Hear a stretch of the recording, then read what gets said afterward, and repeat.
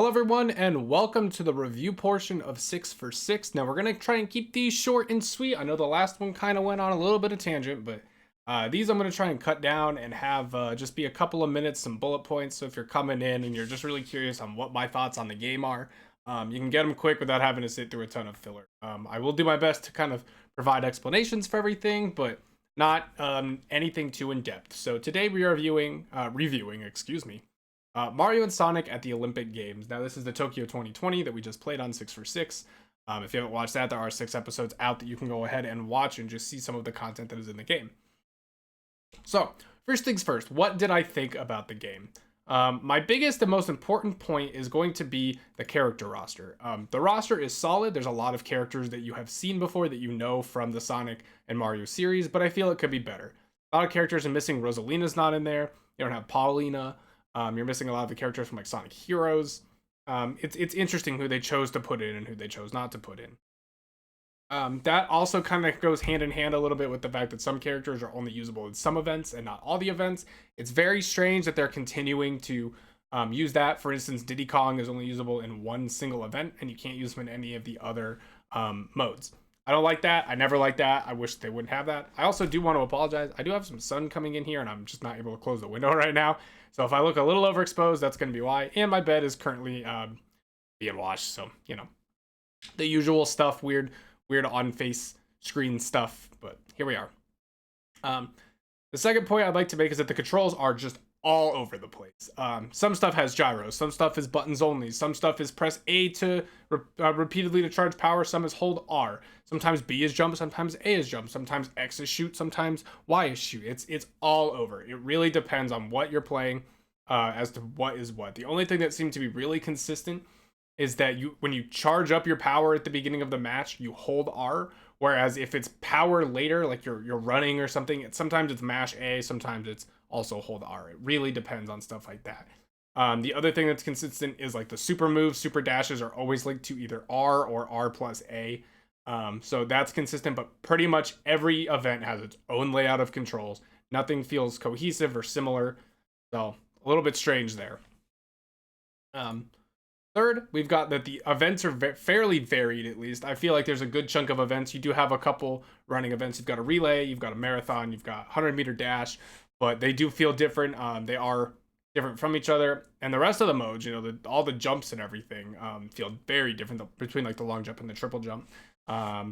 There's not a lot of like, you know, 7 different swing events, 7 different running events, etc. It's very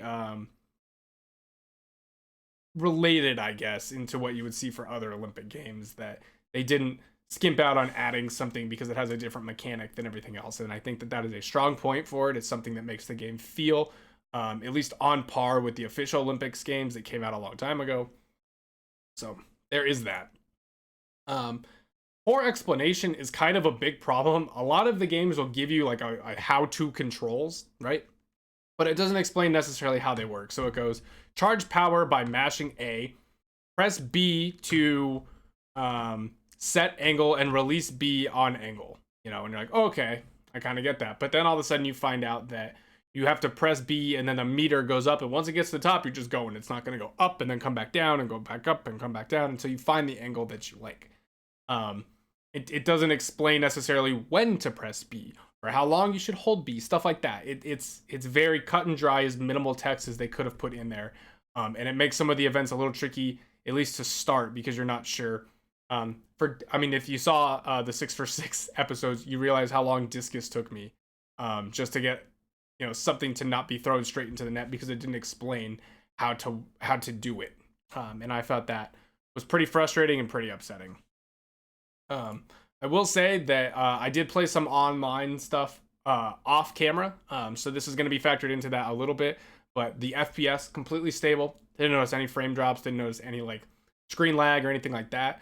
The online seemed to connect really well. I didn't notice any issues I had with that as well, and I kind of wanted to tie that piece in here.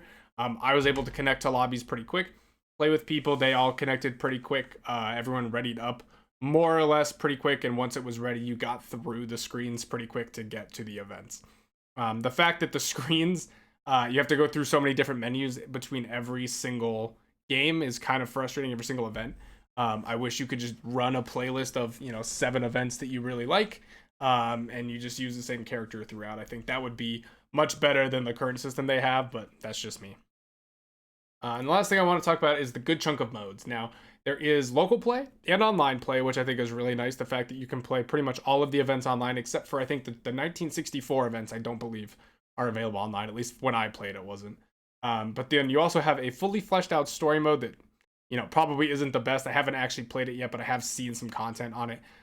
It's pretty similar to what you're going to get through the Mario and Sonic and the Olympic Games series in the past, and it's a lot like that as well. It does teach you a little bit about the modes, but nothing overall too special. And then you have the quick match stuff, which is mostly what I played.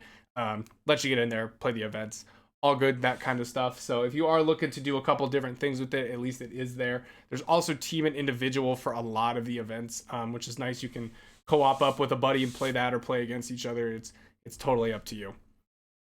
So overall, I did enjoy my time with Mario and Sonic at the 2020 Tokyo Games. However, I do think there were a lot of issues that were frustrating, especially for first-time players or new players, both to the series or to games like this, and that they really kind of dropped the ball in making it easy for you.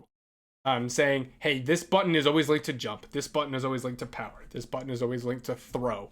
It changes based on the event, and it makes it incredibly difficult to figure out what you're doing, even after reading how to do it. And I think that really sets it back. And that kind of mixed with the fact that there's this weird whole character roster thing of certain characters are only usable here and certain characters aren't in the game, and that they could have done more with it, is going to drop its score a bit. I think that's kind of the resounding theology behind the last several Mario and Sonic at the Olympic Games, is that it's fun, but a lot more could have been done. It kind of feels like they phoned in another copy of this. However, it is better than the Rio one, bar none. Is it the best entry in the series? Probably not. The first 2 were really, really good. That's pretty much it. They were strictly better. Not that this one's bad, but it's just not. It's not what it could have been. So I have awarded it a 3 out of 6. I do want to preface real quick that I am using a full scale. So I know that in a lot of reviews, if it gets below like an 80%, it's bad, it's not good. That basically a 60 is like a 0. A 3 out of 6 is an average, moderate game, something that you might like, you might not. I would say that I would probably recommend a 4.5 up. This is a go buy it, full price, fun. You will enjoy it. There's just some setbacks. A 3 maybe is wait for a sale or wait for a Black Friday something. Borrow a friend's copy. It's probably not worth it at the full $60. If it had come out at 40, I think it would have been probably bumped up to a 4, just because you knew that you were getting less than a standard AAA title, which is kind of what this feels like. So thank you guys for watching. I will be back in a couple of days with a brand new Sixx for Sixx series. Thank you guys, and I will see you later.